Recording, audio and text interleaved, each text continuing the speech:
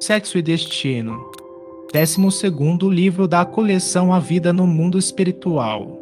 Ditado pelo espírito André Luiz e psicografado pelos médiuns brasileiros Francisco Cândido Xavier e Valdo Vieira em 1963. Segunda parte, capítulo 7. 2 semanas precisamente sobre o desastre em Copacabana e Marita amanheceu preparada à desencarnação. Moreira inspirava piedade. Aqueles dias abençoados de ensinamento e dor lhe haviam alterado a vida íntima. Percebendo que a menina entrara nos derradeiros lances da decadência orgânica, chorava consternado. Marita desligava-se a pouco e pouco de toda a relação com o mundo corpóreo.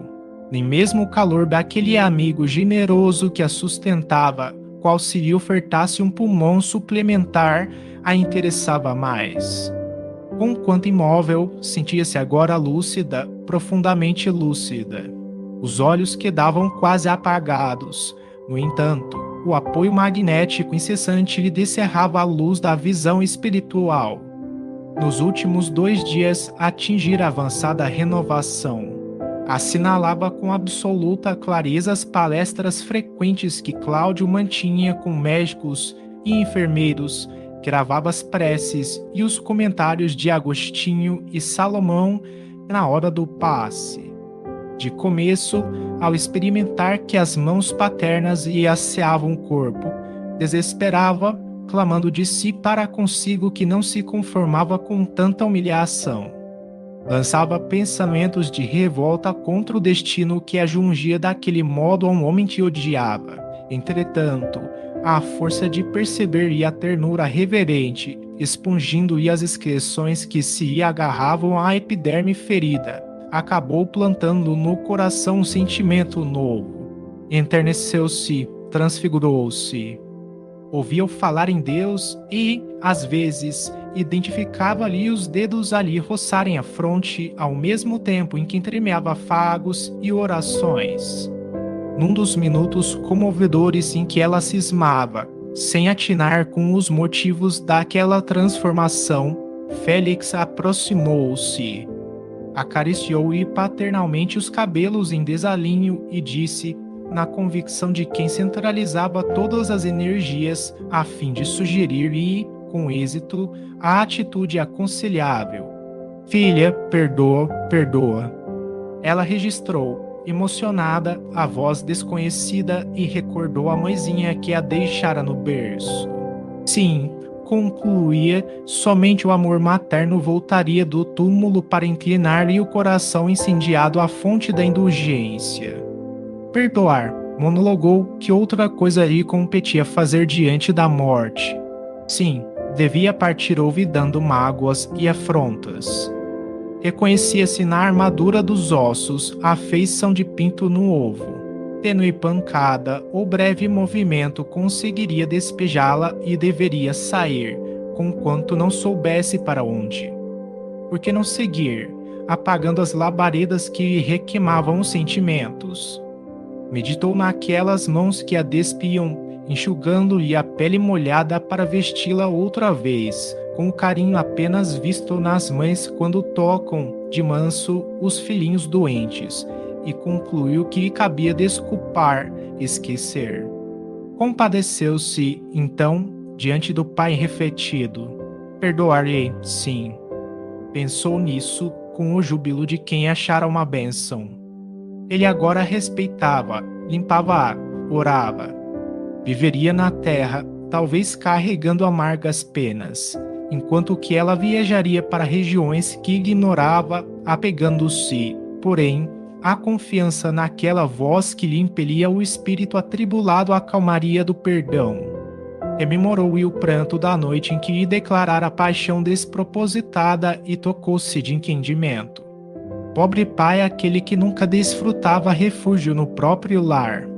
Teria um cérebro normal um homem assim, varado em casa, diariamente, qual se fosse um cão infeliz? Quem poderia saber se ele se aproximara dela na condição de um enfermo buscando lenitivo que não sabia qualificar, na turvação dos próprios sentidos? Provavelmente havia recebido, na pensão de Crescina, o assalto de um louco e não a injúria de um homem. Por que não justificar o pai que se dementara? Reconstituiu-lhe na memória os gestos de brandura e de amor nos brincos da infância. Cláudio lhe fora o único amigo. Se chorava em pequenina, recolhia-se ao colo buscando o regaço de mãe que não tivera. Demorou-se a revê-lo nas telas da imaginação, transportando-a nos braços para que se distraísse, admirando os bichos do jardim zoológico. Degustava, de novo, mentalmente, os sorvetes que ele lhe adquiria prazeroso nas tardes de verão. Recordava. Não. Bradava-lhe a consciência, o pai não era perverso, era bom. Como recusar-lhe compaixão se Dona Márcia o abandonava, se Marina evitava a presença? De certo, sofrera muito antes de conturbar-se. Como não esculpar a loucura de uma noite num benfeitor de 20 anos? Por que não morrer abençoando semelhante dedicação? De que modo condená-lo, se ele, Cláudio, prosseguia ali, paciente e abnegado, tolerando-a? Recordou a mãe adotiva, imaginou-se à frente da irmã e aspirou, em espírito, à reconciliação com elas. Quem afirmaria que Dona Márcia e Marina também não estivessem sob desequilíbrios ocultos? Quem diria com certeza que não fossem doentes? Naquele instante em que se harmonizava com Cláudio, queria igualmente conciliar-se com ambas. Estavam perdoadas por todas as incompreensões e, no íntimo, pedia-lhes perdão por todos os dissabores que involuntariamente lhes tivesse causado. No desfile das reminiscências, Gilberto não faltou. A figura do rapaz surgiu-lhe na cabeça, envolvida das doces vibrações do sonho que lhe constituíra a luz da vida. Não conseguiria odiar a quem amava tanto. Gilberto teria encontrado razões para afastar-se dela e também, naquelas reflexões graves e extremas, lhe aparecia na ternura revestido com a beleza de um companheiro amado e limpo. Ao enunciar esses pensamentos, Marita sentiu-se mais leve, quase feliz. Intentou movimentar-se, gritar ao pai que ela o considerava um homem de bem, que não detinha motivo algum para acusá-lo, que os sucessos na moradia de Crescina tinham sido apenas um lamentável engano, que ela realmente morreria rogando-lhe, no entanto, viver e continuar a ser bom. Contudo, só ao pensar no próprio sorgimento, teve a impressão de que se algemava uma estátua. Nenhuma reação favorável nos membros hirtos, nenhuma voz na garganta que lhe parecia de pedra. Todavia, tão grande e tão heróico se lhe externou o esforço da alma renovada que bagas de pranto lhe rolaram dos olhos semimortos. Desde esse minuto solene de pacificação, começou a distinguir vagamente vozes e formas do plano espiritual entre alegre e amedrontada, qual se estivesse acordando num clarão traspassado de bruma. Fitando-lhe o semblante orvalhado de lágrimas, Nogueira, reanimado, chamou o médico. Aquilo não seria indício de reação, de melhora? O facultativo, porém, meneou a cabeça, circunspecto, e pediu mais tempo de observação a fim de pronunciar-se, concluindo, no entanto, disse para consigo que a menina se achava em condição pré-agônica, transtornada, delirante. Variado o dia que antecedeu a noite da desencarnação, o clínico prestimoso convidou Cláudio a entendimento e comunicou-lhe, por fim, que a moça não mais viveria muitas horas. Para a ciência, tudo terminava. Que ele, pai afetuoso e crente, orasse segundo a fé que alimentava no coração, buscando forças. Nogueira baixou os olhos e agradeceu, humilde. Telefonou para Agostinho e Salomão, participando-lhes o aviso. Os amigos vieram à noitinha. Rogou orassem por ele, queria ser digno da fé que aceitara. Pela primeira vez pediu um passo em favor de si mesmo. Baixou os olhos e espalmou as mãos para recebê-lo, imitando o gesto de uma criança infeliz, suplicando uma esmola. O velho farmacêutico e o negociante consolaram-no. Não seria justo reter a menina padecente num corpo qual aquele, deprimido e irrecuperável. No entanto, ao se despedirem, achavam-se ambos engasgados de emoção. Cláudio, mais desolado que nunca, às 9 horas solicitou licença para trancar-se. Queria estar só com a filha, dizer-lhe adeus. Ninguém recusou aquele favor suplicado com humildade. Isolado à frente dela, Nogueira demorou-se a meditar. Recompunha o pretérito na memória, imaginando as estradas percorridas por ruínas das quais se via afastado para sempre. Entretanto, ao fixar agonizante pelo amor purificado que lhe passara a dedicar, simbolizava, na existência junto dela, o futuro de que se via distante. Entre o passado que inspirava repugnância e o porvir na comunhão espiritual com a filha querida, sentia-se esmagado, sozinho. Enternecia-nos as recônditas fibras da alma a contemplar aquele homem envergado ao peso do suplício moral, fugindo a recordações para entrar em prece. Os gritos inarticulados do peito jugulado de angústia ao apelarem para Deus, no silêncio do quarto, assemelhavam-se a cânticos de dor que as lágrimas sufocavam. Às 11, o irmão Félix e outros amigos, incluídos Neves e Persília, estavam conosco. Em todos os semblantes, a expectativa discreta, com exceção de Moreira, que se agitava em pranto. O instrutor levantou num gesto de brandura, comunicando-lhe que a tarefa terminara, e não se deveria vitalizar, por mais tempo, aqueles pulmões que a morte começava a enregelar. O triste amigo obedeceu, em choro convulso. Em seguida, impondo as mãos naquela cabeça despenteada, Félix transmitiu-lhe subitâneo calor. Marita senhoreou inopinada agilidade mental. Supunha-se reviver, renascer. Escutava os fluidos em derredor, com extrema acuidade auditiva. O benfeitor abeirou-se de Cláudio e segredou-lhe algo. Certo, sugeria-lhe conversar, despedir-se. Ignorando-se tocado pelo mentor espiritual, vimo-lo revestido de estranha coragem. Nogueira ergueu-se, avançou 2 passos e ajoelhou-se ao pé da agonizante. Pousou a cabeça rente ao corpo imóvel, mas a intensa emotividade traiu-lhe as energias. O pranto abalava-lhe os membros, ao jeito de tempestade sacudindo os galhos de um tronco prestes a cair. Marita percebia-lhe o arfar do tórax na escala ascendente dos soluços e desejou acariciá-lo, contudo, os braços se lhe afiguraram parafusados à cama. Amparado nas forças magnéticas de Félix, que passou a apoiá-lo inteiramente, Cláudio cobrou ânimo, recolheu o exemplar de O Evangelho segundo o Espiritismo, que deixara na cadeira próxima e falou com voz trêmula. Filha do meu coração, se você me escuta, atenda a seu pai, por piedade. Perdoe-me. Não sei se você sabe que estou transformado. Conheci Jesus, minha filha, e sei hoje que Deus é misericórdia, que ninguém morre, ninguém.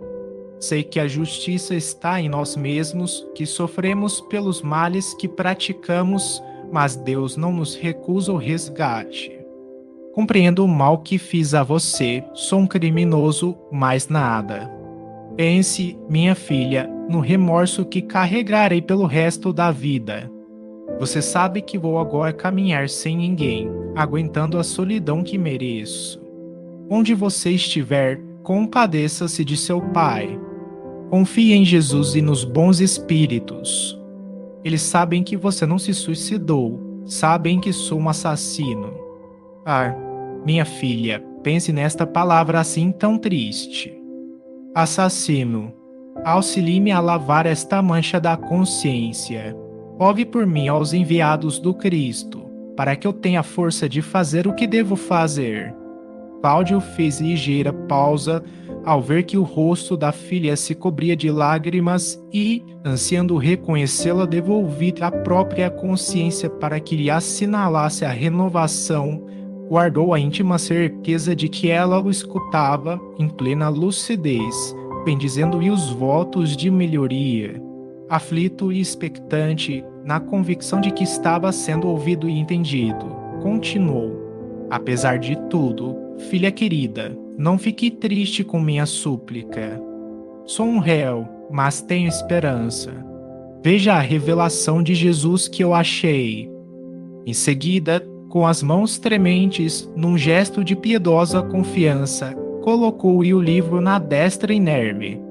A filha desperta registrou a presença do volume sobre os dedos interessados e respondeu com o pranto mais vivo, mais copioso. Nogueira, encorajado por aquela manifestação de inteligência, levantou a voz e rogou-lhe escutasse o que tinha a dizer, declarando saber-se diante de amigos espirituais que testemunhariam a sinceridade e certo de que empenhava a própria alma nas afirmações que se dispunha a formular, abriu-se à filha. Confessou ali, diante dela, todas as faltas de que se acusava, relatou-lhe o drama de Aracéia, asseverou que sinceramente ignorava fosse ela filha dele, o que apenas viera a saber por informação de Márcia, porquanto, leviano e inconsequente qual fora, na mocidade, admitia erroneamente que Aracéia desempenhara o papel de companheira para vários homens. Participou e que a esposa o chamara à realidade na noite horrível em casa de Crescina. Descreveu como se abatera, atormentado pelo arrependimento, desde que a vira prostrada, implorava-lhe perdão por havê-la induzido ao suicídio. Comunicou-lhe haver lido e aprendido muito sobre reencarnação, desde o primeiro dia de hospital, e asseverou-se persuadido de que ambos se achavam ligados, através de múltiplas existências. Disse que a paixão alimentada por ele teria sido fruto da invigilância e da crueldade que ainda trazia no coração.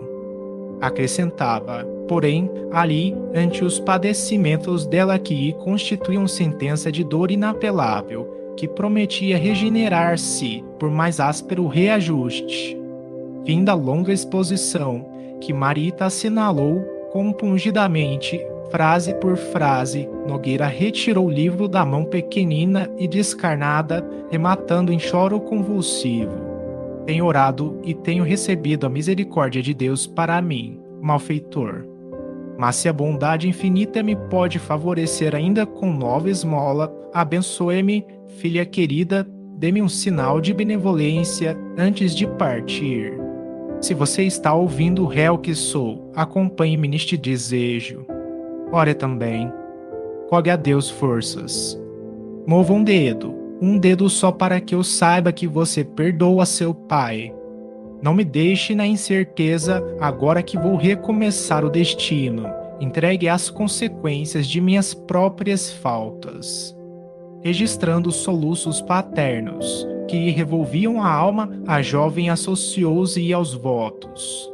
Desejou ansiosamente, veementemente, satisfazer-lhe o pedido. Perdão, perdão. A palavra ressoava-lhe no espírito, à maneira de cântico que descesse do céu, ecoando nas paredes em torno. Perdão.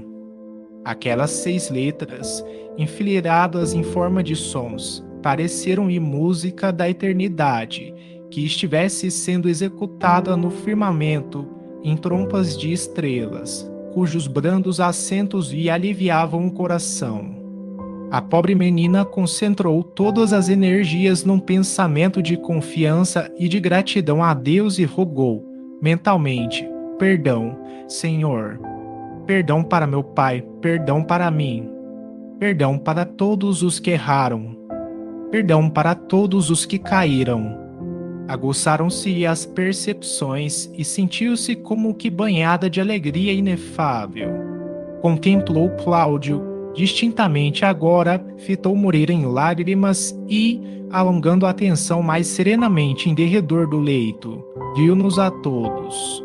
Félix, em silêncio, endereçou eflúvios magnéticos a determinada área cerebral e Cláudio, atônito, viu a destra inerme levantar-se. Agoniado e reconhecido, tomou avidamente aqueles pequenos dedos frios e quis dizer obrigado, meu Deus, tentando, debalde, movimentar a garganta que os soluços embargavam. Contudo, em lugar da palavra dele, foi a voz de Félix que se ergueu, de nosso lado, arrebatando-nos em prece. Senhor Jesus, nós te agradecemos a felicidade que nos concedeste na lição do sofrimento, nestes dias de trabalho e de expectação.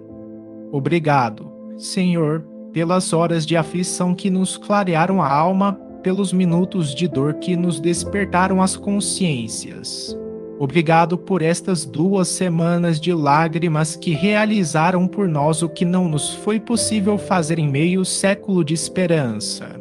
Em te alçando nosso agradecimento e louvor, pedimos ainda: lança, por misericórdia, a tua bênção na irmã que se despede e no companheiro que ficará. Transfundes o pesar em renovação, a mágoa em regozijo. Recebes o pranto, como sendo a oração que te levam, aguardando-te a paz no caminho. Entretanto, Mestre, não tesouramos a piedade somente para eles, irmãos bem-amados, que consideramos filhos da própria alma. Suplicamos-te arrimo para todos os que resvalaram nos enganos do sexo desorientado, quando nos ofereceste o sexo por estrela de amor a brilhar, assegurando-nos a alegria de viver e garantindo-nos os recursos da existência. Consente, Senhor, possamos relacionar diante de ti aqueles irmãos que as convenções terrestres tantas vezes se esquecem de nomear quando te dirigem o coração. Abençoa os que se tresmaiaram na insana ou no infortúnio, em nome do amor que não chegaram a conhecer. Socorre nossas irmãs entregues à prostituição, já que todas nasceram para a felicidade do lar, e corrige com tua munificência os que as impeliram para a viciação das forças genésicas. Acolhe as vítimas do aborto, arrancadas violentamente ao claustro materno, dentro dos prostíbulos ou em recintos que a impunidade acoberta e retifica, sob o teu auxílio, as mães que não vacilaram asfixiares ou degolares os corpos em formação. Restaura as criaturas sacrificadas pelas deserções afetivas, que não souberam encontrar outro recurso senão o suicídio ou manicômio para ocultarem o martírio moral que transcendeu a capacidade de resistência, e compadece-te de todos aqueles que escarneceram da ternura, transformando-se, quase sempre, em carrascos sorridentes e empedernidos. Protege os que renasceram desajustados, o clima da inversão, suportando constrangedoras tarefas ou padecendo inibições regenerativas, e recupera os que se reencarnaram nessa prova, sem forças para sustentar as obrigações assumidas, afogando a existência em devassidão. Recolhe as crianças que foram se viciadas e renova, com a tua generosidade, os estupradores que se animalizaram inconscientes. Agasalha os que rolaram na desencarnação prematura por efeito de golpes homicidas, as tragédias da insatisfação e do desespero, e ampara os que se tornaram os verdugos padecentes, vergastados pelo remorso, seja na liberdade atenazada de angústia ou no espaço estreito dos calabouços. Mestre, digna-te reconduzir ao caminho justo os homens e as mulheres, nossos irmãos, que, dominados pela obsessão ou traídos pela própria fraqueza, não conseguiram manter os compromissos de fidelidade ao tálamo doméstico, equilíbrios que fazem da noite pasto à demência, conforta os que exibem mutilações e moléstias resultantes dos excessos ou dos erros passionais que praticaram nesta ou em outras existências. Reabilita a cabeça desairada dos que exploram o filão de trevas do lenocínio. Regenera o pensamento insensato dos que abusam da mocidade, propinando entorpecentes, e sustenta os que rogaram antes da reencarnação as lágrimas da solidão afetiva e as receberam na terra, por medida expiatória aos desmandos sexuais a que se afeiçoaram em outras vidas e que, muitas vezes, sucumbem de inanição e desalento em cativeiro familiar, sob o desprezo de parentes insensíveis, a cuja felicidade consagraram a juventude. Senhor, estende também a destra misericordiosa sobre os corações retos e enobrecidos.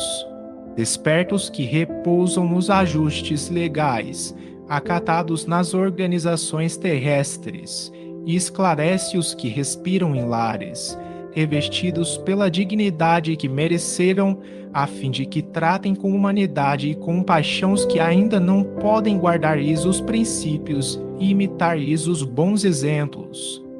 Ilumina o sentimento das mulheres engrandecidas pelo sacrifício e pelo trabalho, para que não desamparem aquelas outras que, até agora, ainda não conquistaram a maternidade premiada pelo respeito do mundo, e que, tantas vezes, lhes suportam a brutalidade dos filhos nos lupanares.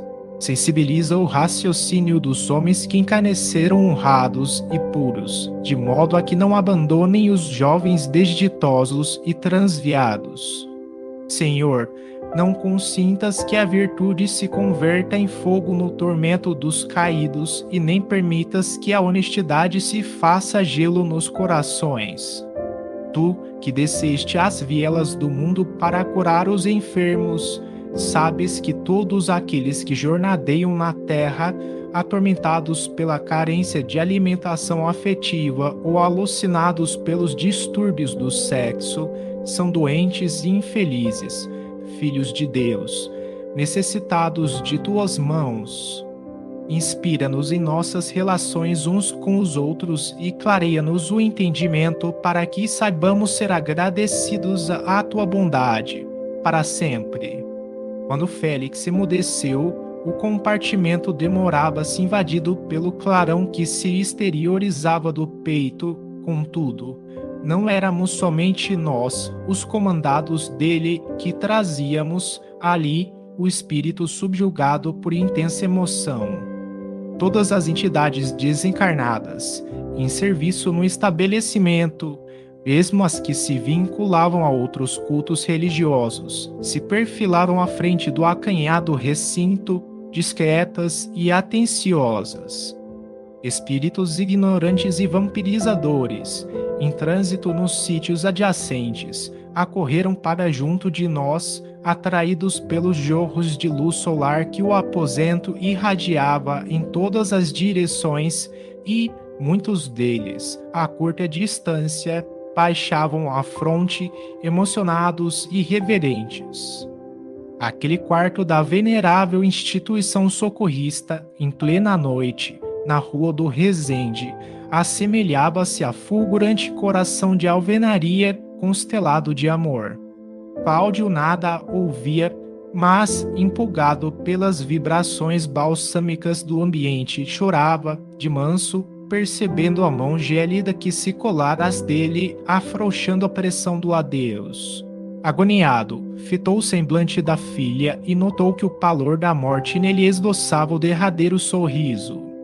Levantou-se e cerrou, cuidadosamente, aquelas pálpebras fatigadas, orvalhando-as de lágrimas. No entanto, renteando com ele, Moreira não continha os soluços. Thelma aplicava passes anestesiantes à jovem e um médico espiritual, que se nos incorporar ao trabalho de equipe, cortou os últimos ligamentos que ainda retinham a alma cativa ao corpo inerme. Quando viu Marita liberta e agasalhada nos braços de Félix, figurando-se uma criança cansada e adormecida, Moreira, na afeição e na humildade dos que se olvidam integralmente para destacarem os que mais amam, indagou, desolado. Irmão Félix, que farei doravante, inútil como sou? Moreira, respondeu o instrutor, abençoando com o olhar, somos uma família só. Muito em breve, terás o necessário, de modo a retomar o convívio de Marita, que pede agora paz e refazimento, mas, antes, somos nós os companheiros que te pedem auxílio. Marina sofre. Precisamos libertá-la. Contamos contigo como quem tudo espera de um amigo, de um irmão. O ex-assessor de Cláudio, ansiando patentear correta submissão, pôs-se genuflexo e deixou pender a fronte, confundido ao reconhecer que o orientador lhe rogava sanar uma brecha que ele, Moreira, havia agravado, e prometeu, em pranto, atender à obrigação que se indicava. Tudo o que anelava agora, acentuou, era aprender, auxiliar, dedicar-se ao bem, trabalhar. Felizes da terra, quando passardes ao pé dos leitos de quantos atravessam prolongada agonia, afastai do pensamento a ideia de lhes acelerardes a morte. Ladendo esses corpos amarrotados e por trás dessas bocas mudas, benfeitores do plano espiritual articulam providências, executam encargos nobilitantes, pronunciam orações ou estendem braços amigos. Ignorais, por agora, o valor de alguns minutos de reconsideração para o viajor que aspira a examinar os caminhos percorridos, antes do regresso ao aconchego do lar. Se não vos sentis capacitados a oferecer-lhes uma frase de consolação ou socorro de uma prece, afastai-vos e deixai-os em paz. As lágrimas que derramam são pérolas de esperança com que as luzes de outras auroras lhes fociam a face. Esses gemidos que se arrastam do peito aos lábios, semelhando soluços encarcerados no coração, quase sempre traduzem cânticos de alegria à frente da imortalidade que lhes fulgura do além. Companheiros do mundo, que ainda trazeis a visão limitada aos arcabouços da carne, por amor aos vossos sentimentos mais caros, dai consolo e silêncio, simpatia e veneração aos que se aberam do túmulo. Eles não são as múmias torturadas que os vossos olhos contemplam, destinadas à lousa que a poeira carcome. São filhos do céu, preparando o retorno à pátria, prestes a transpor o rio da verdade, a cujas margens um dia também vós chegareis. Ao entardecer, Agostinho e Salomão acompanharam Cláudio e os despojos da filha até ao caju. Cerimônia simples que a prece consagrou. De volta, Nogueira, acabrunhado, despediu-se dos amigos na Cinelândia e tomou o táxi para o Flamengo. Alcançou o prédio, subiu e, sequioso de companhia, abriu a porta. Vasculhou peça por peça e sentiu frio no corpo e na alma. No apartamento deserto não havia ninguém.